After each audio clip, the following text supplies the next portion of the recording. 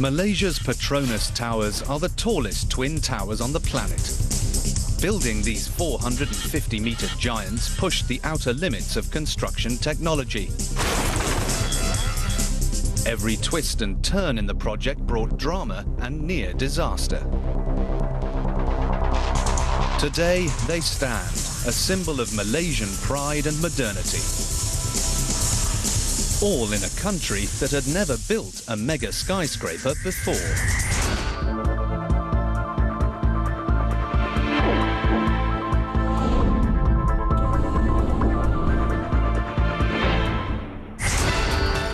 They were built to be the tallest buildings on Earth, a gargantuan pair of towers dominating the skyline of Malaysia's capital, Kuala Lumpur. The mighty Petronas Towers scale 88 stories to a breathtaking 450 metres, nearly half a kilometre high.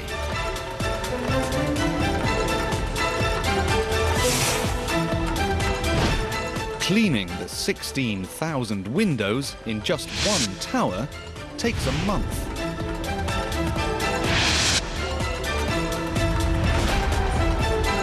Inside, 10,000 people live and work.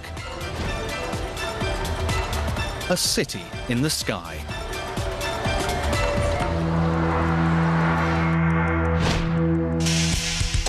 But building the towers was a construction challenge like no other. At every turn, unexpected problems threatened the project. They were building in the heart of Asia's torrential monsoon belt. The construction site wasn't made of bedrock, but unstable sediment. The towers were to rely not on lightweight steel, but concrete. A high-risk showcase project with a hugely ambitious schedule. So, why do it? Humanity has always yearned to reach higher, climb further. Magnificent buildings symbolize power, success, and technical leadership. The skyscraper age dawned over 100 years ago. Chicago and New York competed for the title tallest building in the world. Towering giants of glass and steel, each higher than the last. We now live in the age of the mega skyscraper. New York's tallest buildings were the Twin Towers of the World Trade Center, recognizable across the globe. Finished in 1977, they topped out at 417 meters. But Chicago's Sears Tower, built in 1973, held on to the record, the ultimate expression of corporate and national pride. The primary reason why people build tall buildings is ego. I mean, it's having the biggest thing on the block. There's pride, ego.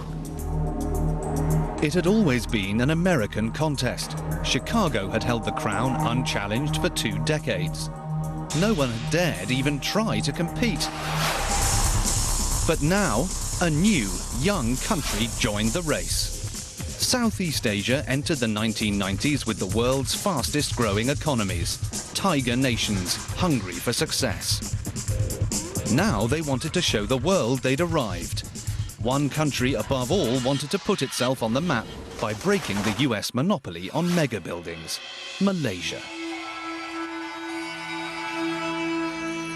Its Prime Minister, Dr. Mahathir Mohamad, had turned Malaysia into a regional powerhouse with a vision for the future. He was determined to win global recognition. He set a challenge that would do just that. Of the 5 Southeast Asian countries, Malaysia was the least known.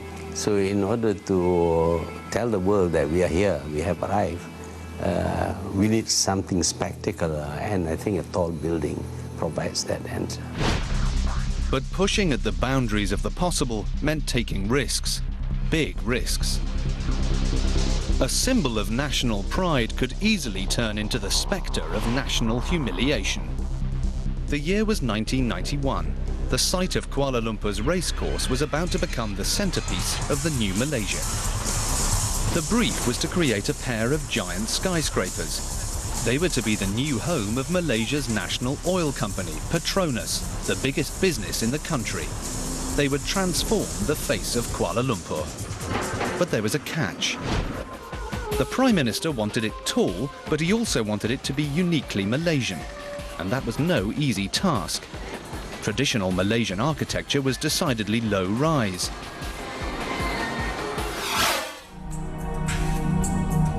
Cesar Pelli was already one of the world's leading architects, with nearly half a century's experience designing skyscrapers. But he knew this one was different. They wanted a Malaysian building, and that was important for them.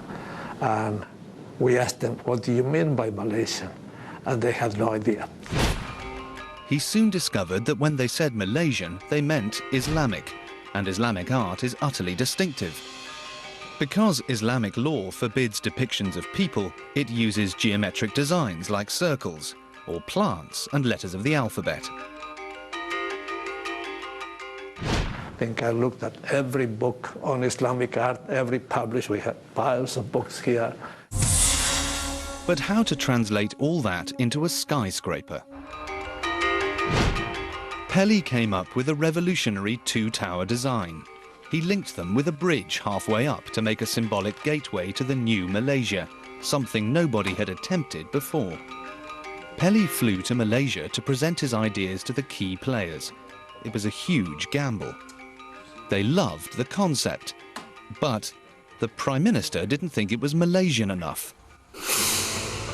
Pelli modified his design again and again. Each time, it was rejected. The project, it seemed, was doomed before it even reached the drawing board. Then, a sudden breakthrough from a surprising source.